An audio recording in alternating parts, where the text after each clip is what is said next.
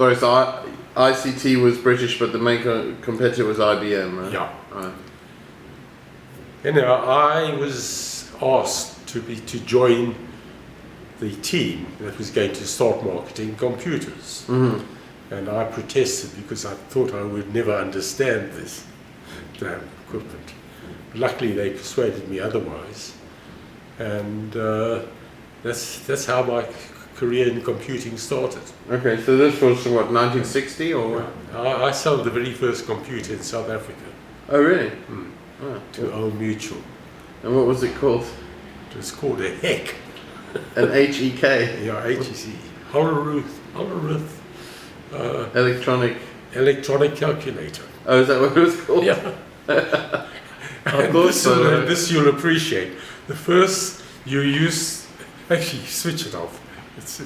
But I'll tell you, and then you can see if you want to put this on. Okay. Okay. Right. The first, it had a drum of 1,024 words. Yeah. And each word could contain either an instruction or data. Mm-hmm. And it revolved, the drum revolved, and you had to take, there's 16 words around the drum. Mm-hmm. And if you missed if you wanted to say that you were obeying an instruction, yeah, and it was in the wrong sequence, you had to wait for the whole drum to go around to read the next instruction. And you programmed it by, say, add this to that, and then jump to the next place. right. And yeah, there's very little that you could do on 1,024 words. Yeah. And they So came out that's how the stock computer. with a new version with 4,096 words. Wow. And we all said, well, now we can do anything. Amazing.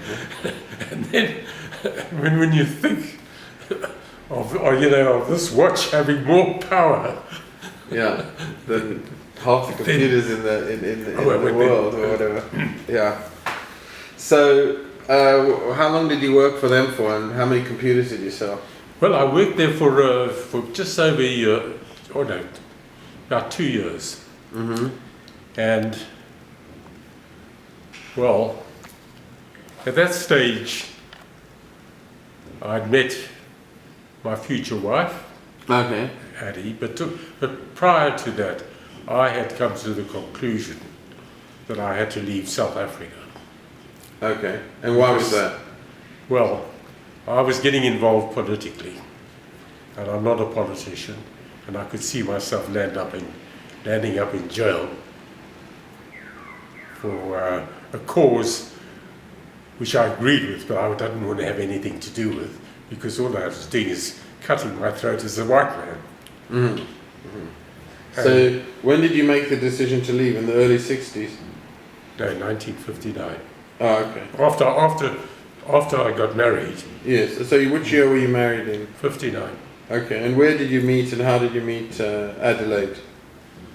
Adelaide, actually. Adelaide. Sorry. Yeah. What was her surname? Gersman. Gersman. She was from where? Joburg. Her father was a very big Zionist. Scientist. Zionist. Zionist. Oh, okay. He was also the owner, editor, and printer of the only Yiddish newspaper in Africa. Oh, really? The Yiddish Zeitung. The Yiddish Zeitung. Zeitung. Yeah. The Yiddish Zeitung. Yeah. Right, right. Interesting. And where? I've never met him, actually. He died before I met him. Ah, okay. And Adelaide's mother, did you meet her? Adelaide. Adelaide. Silla. Silla. Very close to her. Yeah. Ah, okay. So I met Eddie at well, I was just, someone told me that she knew a girl that she thought I should definitely meet. Oh, right. So I phoned her up, and to have a blind date, more or less. She says, no, look, my friend's having a party, come along. Mm-hmm. That's how we met. Okay.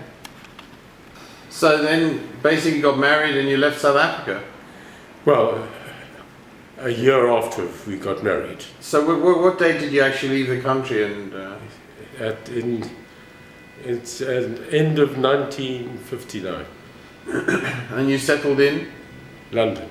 Whereabouts? I was just going to East Sheen. East Sheen. Okay. Yeah. And then you moved to Richmond or Ham at a later point. Well,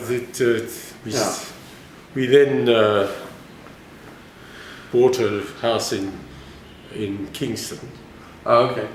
Right on right near Petersham.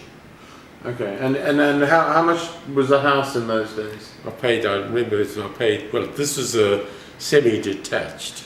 Oh yeah. And it cost us £4,200. All right. And you were working in the computer business in London? Yeah. When was your first child born? In London. Brian. Brian, okay. Born on my birthday. Well, the 22nd of November 1961. Wow, okay. So, No, but it was interesting. I actually. Where was she born? In the house? In Kingston. Kingston Hospital? Yeah. Okay. I was, at the time, I had newly started my job, and you were with which company? the same company. Oh, but in London. And was it easy in those days to immigrate from an immigration permission point of view? Well, we became British citizens. Ah. But South Africa had left the Commonwealth. Okay. And you had a 1 year. My Addie and I travelled in Europe for about we intended to travel for a year. But we had to get back to London, because if we got back, we automatically could become British citizens. Oh, that was easy. I bet you a lot of people today wish it was that easy. Yeah. So it was only that once, it's only for that year. So there was a year of grace after South Africa became independent and left the Commonwealth, which was in 1961? Yeah. And in that year, any South African citizen could opt to become a British citizen? Correct. And obviously must have been quite a few that came over. Not a hell of a lot. Interesting. So I was the people who were opposing the nationalist government, who decided that they didn't like apartheid, were relatively few. Yes. I mean, my father was so happy that I left because he was sure I would land up in jail. Yes. And my views were considered to be radical. Radical, very radical. Okay, so you set up a house and home in London. You're a married man. You're actually no, but the interesting, very quickly, is that I was chosen to go to the United States as part of a team to start marketing a computer manufactured by Radio Corporation of America. Okay. And I knew that this was going to happen at the time that Rion was going to be born. Right. And I spoke to Chaddy about it, and wanting to have, I just didn't know whether I'd go or not. And she said, "You must be crazy, of course you go." And as a result, I went. Anyhow, I was actually feeling very miserable in the US. States, driving in very cold American weather. In a very cold American train, nothing like the glamour trains that they show you in the movies. Right. And on my birthday, feeling sorry for myself. I got back and there was a telegram saying that I was a father. Wonderful. And where were you in America at the time? Well, in Cherry Hill, which is near Philadelphia. Okay.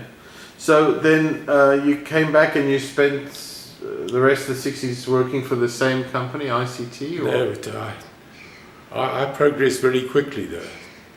But I got fed up with it. Because I wasn't progressing as quickly as I would like to. Right. And it seemed to be made clear that because I wasn't British. Are you serious? I must limit my horizons. Okay. So I said, well, they can't expect me to react like an Englishman to that. And I said, stuff your job. Okay, and where was ICT's office? Putney, Okay. on the bridge. Did they not later become ICL? Yeah. Oh yes, I remember that building. Yeah. I used to come when I come Yeah, out of that's Putney right. Station. That's Used where to I see used to the work. ICL. Yeah, Okay. that is what I Yeah. used to work I at. think yeah, amazing. Okay, so then what did you do afterwards? Then you had. Well, I did this. So when I got involved with selling, we were trying to make a fortune with selling knitting machines, Oh, wow. which were completely, which were hand driven. Oh, okay. And anyhow, I didn't do that for very long, and at one stage, well, I got so fed up with it because we had a demonstrator. There was one model of the machine which made stockings, Oh yeah. and we used to could display it in the big stores. And we had a demonstrator who had to have lunch, and I was demonstrating this damn stocking, and a whole lot of old women came round to me asking about pearls and planes and knitting. And as I came back home and I said, look, I've reached an all-time low in my life. Forget about this. I'm giving that up. I'm getting back to computers. All right. So you went back to computers, yes? Yeah. And I happened to do it, just a chap who I knew quite well, was just setting out to start Europe's first second-hand computer business. Oh, okay. And I joined him. Okay. And that became my career, well, very successful. Oh, okay. And from there onwards, I had a most interesting career. Mm. And what was the company called? Computer resale brokers. Oh, okay. And which year did you start that? That would be about 1966. Okay. And they used to say London was the top place in the world at the time, the swinging 60s and all that. Were you part of that? Do you remember anything? Or yes, it was a nice place to live. It's a very good place. During that time, Lalit was born. What year was she born? And then David in 1968. Lalit in 65, David 68. What's Lalit's birthday? 19th of August. 1965. Yeah. And then David on which day? 30th of June 68. Oh, okay. I have difficulties with birthdays, with remembering dates. Oh, okay. But it was easy in this case for my family. Okay. Leon was born on my birthday. Yes, that makes That's it really I could remember. You can at least get that one right. Yeah. My Annie was all the 10s. She was born 10th of October 1937. 1 and 9 is 10 and 37 adds up to 10. Mm-hmm.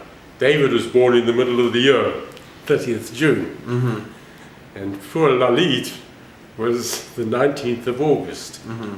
So I soon found a way of remembering hers. I divided it by 9, it gave me 22. Got into a lot of trouble. Well, which Can't is you my just the day of my remember it? birthday. Oh,